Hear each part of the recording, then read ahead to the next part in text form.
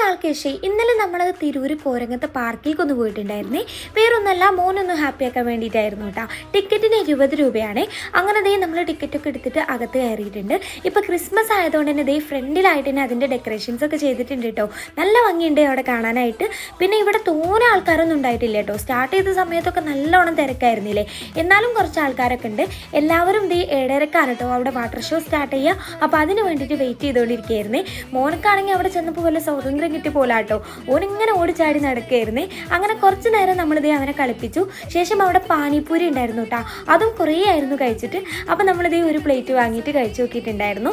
കുഴപ്പമുണ്ടായിരുന്നില്ല കേട്ടോ. അങ്ങനെ അധികം ഫുഡ് കോർട്ടൊന്നും അവിടെ ഇല്ലേ. അങ്ങനെ ശേഷം ഇതാ നമ്മുടെ വാട്ടർ ഷോ സ്റ്റാർട്ട് ചെയ്തിട്ടുണ്ട്.